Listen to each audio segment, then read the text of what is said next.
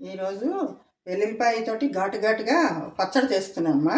ఇది దీనికి కావాల్సిన పదార్థాలు. దీనికి వెల్లుల్లిపాయలు ఒలిచి పెట్టుకున్నాను, తొక్కంతా తీసుకుని ఒలిచి పెట్టుకున్నాను. వెల్లుల్లిపాయలు, కొంచెం పోపు దినుసులు, కొంచెం మినపప్పు, శనగపప్పు, ఆవాలు, కొంచెం చింతపండు, దీంట్లో నూనె, ఉప్పు, పసుపు, కారం, ఇంగువ. దీనికి కావాల్సినవి ఇవేను.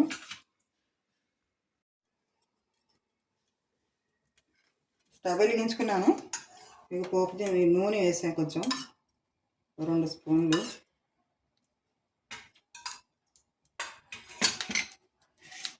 కొంచెం మినపప్పు, ఆవాలు,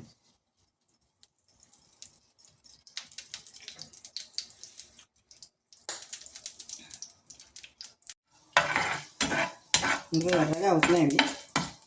ఆవాలు చిప్పట్లాడాక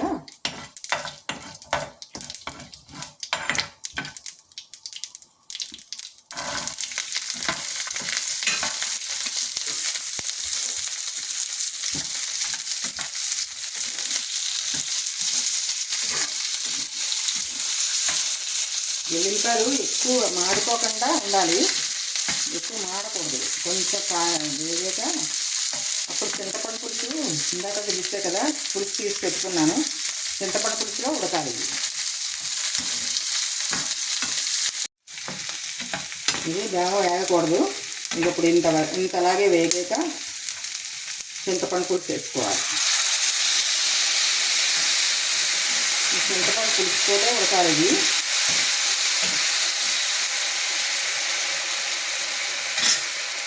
దీంట్లో కొంచెం ఉప్పు మనం సరిపడా వేసుకోవాలి. ఉప్పు మా ఇంట్లో మేము తక్కువ తింటామని ఎక్కువ లేవు ఉంటాయి కదా, అందరిళ్ళల్లో చూసుకుని వేసుకోండి. ఉప్పు, పసుపు, ఈ రెండిటితోటి వేగాలి. దీంట్లోనే కొంచెం ఇంగు వేసి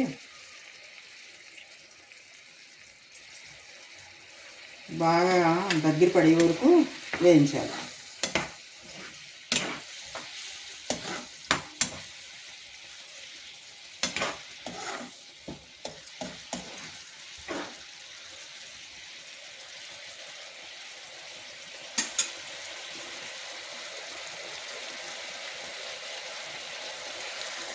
దగ్గర పడ్డాక దీంట్లో కొంచెం కారం వేసుకోవాలి.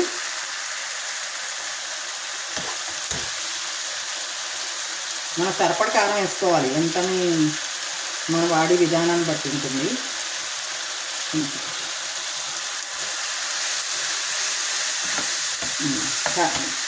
స్టవ్ ఆఫ్ చేసుకున్నాను. తర్వాత స్టవ్ కట్టేసాను. ఇంకో చల్లారాక ఇది గ్రైండ్ చేసుకోవాలి. ఇందాక వెల్లుల్లిపాయ వేయించి పెట్టుకున్నాం కదా, చల్లారింది. ఇదేమో గ్రైండ్ చేస్తున్నాను.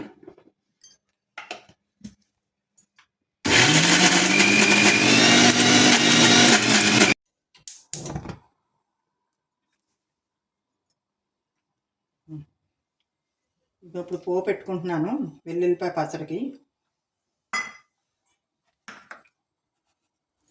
నూనె కాగాక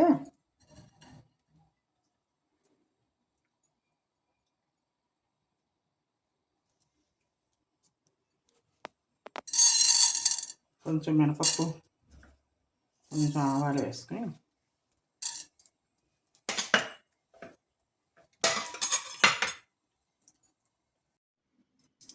వెల్లుల్లిపాయ పచ్చడి రుబ్బేసాను. ఇందులో పోపు వేసుకుంటున్నాను. వెల్లుల్లిపాయ పచ్చడి రెడీ అయ్యింది. ఇదేమో మీరు టేస్ట్ చూడండి.